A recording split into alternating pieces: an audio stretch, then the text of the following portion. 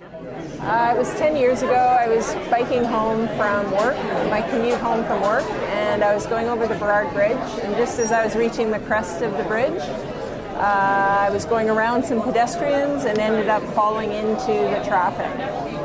So falling off of the bike path, which is on the sidewalk on the Burrard Bridge, and falling into the traffic and being hit by a minivan. I ended up breaking all the ribs on my left side. I had punctured and collapsed lungs, and I spent a few days in the ICU in the hospital. The city admitted that they were negligent, and we settled the case outside of court. So today we're at this is our mayor candidates meeting, and you asked one of the questions. And the question, could you just tell me what the question was? Yeah, I came here tonight because my accident was 10 years ago, and nothing has changed on the bridge in 10 years. So I came here tonight to ask the candidates what they intended to do to make the bridge safer, and when they intended to do this. In fact, a month ago, I was contacted by a woman who had the identical accident on the bridge, falling into traffic from the unprotected road pathway.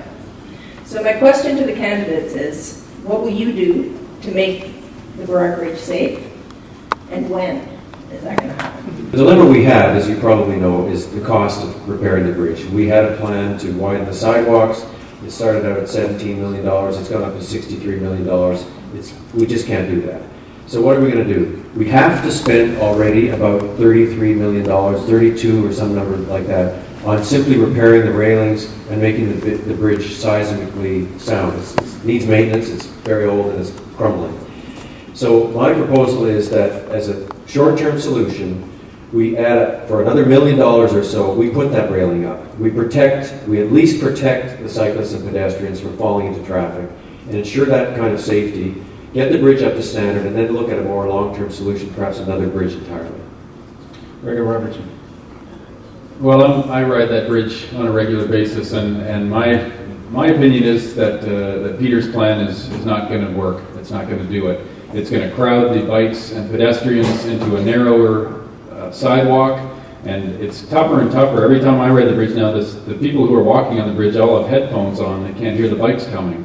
So I'm sure that the risks that will continue to exist between pedestrians and cyclists is going to be magnified by fencing them in on a smaller sidewalk. My proposal is that we take one lane of the 6 out of the traffic. We give a half lane each way for bikes, and we put a traffic signal in the middle 5th lane, like the Lionsgate Bridge has. So there's 3 lanes of traffic that are moving at rush hours. And there's dedicated bike lanes that are protected from the cars, and the pedestrians are protected from the bikes. They're all 3 distinct modes of transport, and more people want to walk and ride, and then we should be making sure that that's safe on that bridge. That's the short-term solution. Longer term, I think we need to pursue a dedicated bridge for pedestrians and cyclists, something like the London Millennium Bridge, something that is possibly a tourist attraction, but is a long-term investment in Vancouver and having that infrastructure. But we can't do it before 2010. We can't have a bridge out of commission during the Olympics. So immediately after the Olympics, we would get started on it. We're already looking at the engineering and the design planning for it.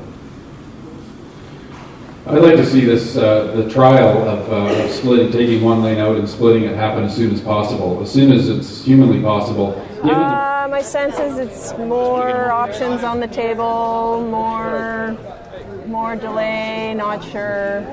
We'll see. How are you feeling? What would you like to see happen? Go home. What do you think should happen? I don't know. I mean, I'd like the city's engineering department that's been studying the issue for 15 years to tell us what should be done. I mean, I think there's been enough study, and there are people out there who know. And from my perspective, I just want to make sure that cyclists aren't falling into the traffic.